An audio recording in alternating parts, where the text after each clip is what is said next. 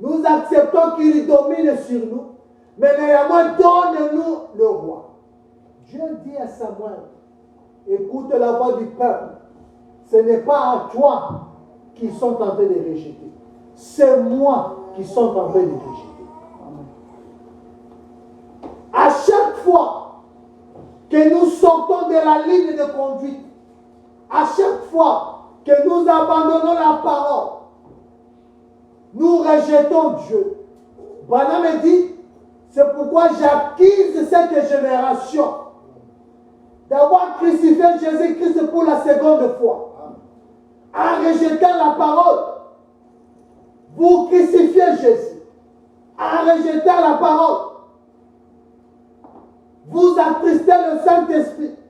Or, Paul le dit dans Éphésiens, n'attristez pas le Saint-Esprit par lequel vous êtes baptisés jusqu'au jour de la rédemption.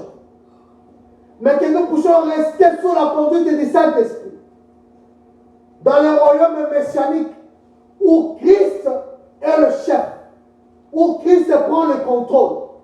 Que nous ne soyons pas les gens qui viennent seulement pour écouter, que je ne sois pas celui qui vient seulement pour prêcher, mais que nous soyons ceux qui écoutent, et ceux qui pratiquent. Amen. Que nous soyons ceux dont nous allons être sous la conduite du Messie, sous la conduite du roi. Voilà me dit, allez à l'encontre de ce que Dieu dit, c'est se rebeller contre la parole de Dieu, contre le roi. Dire le contraire de ce que la parole dit, c'est être un rebelle aux yeux du Seigneur. Je prends l'adoption, adoption 2, prêché le 18 mai 60, point 9. On a dit, et comme toi le diffond pour mon message de ce soir, j'en reviens encore à ma prédication de dimanche, en disant qu'ils ont rejeté Samuel, qui avait la parole du Seigneur. Et ils ont accepté Saül, le fils de Kis. Ils ont rejeté Samuel, qui représentait le Saint-Esprit. En effet, il parlait seulement quand l'Esprit le conduisait à parler.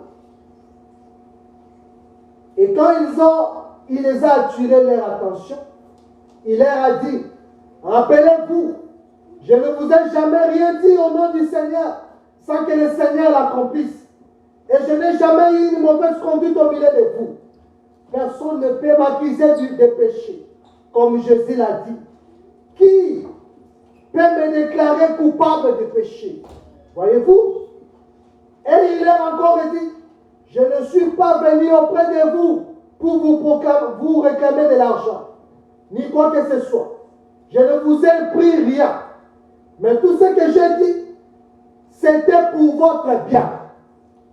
Ce que je vous ai apporté de la bouche du Seigneur, c'est ce que nous essayons d'apporter ici, pour le bien du royaume, pour le bien de l'Église, pour le bien du corps mystique de Jésus-Christ. Nous essayons d'apporter la vérité.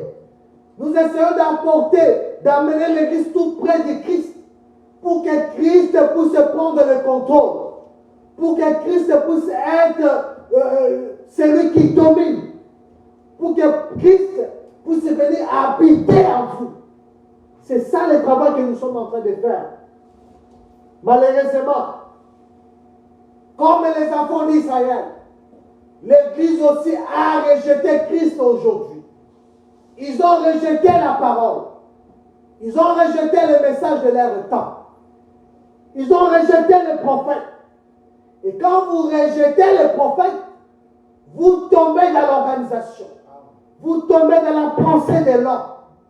Quand vous rejetez le prophète, Branham me dit, vous devenez errant. Vous allez commencer à vous promener de dénomination en dénomination, de l'église en église. Qu'est-ce que vous cherchez? C'est parce que vous êtes éloigné de la parole. Vous êtes éloigné du Saint-Esprit. Vous devenez errant. Mais si vous restez sous la conduite du Saint-Esprit, vous êtes dans le corps mystique du Seigneur Jésus-Christ. Qu'est-ce que l'Église les appelait à sortir? Qui établi notre église, c'est le Seigneur lui-même, Jésus-Christ. Où est-ce que notre église a commencé? À la Pentecôte, à la chambre haute. Pas une organisation pentecôtiste, mais l'expérience du Saint-Esprit dans un homme. Qui en est le chef? Christ lui-même est le chef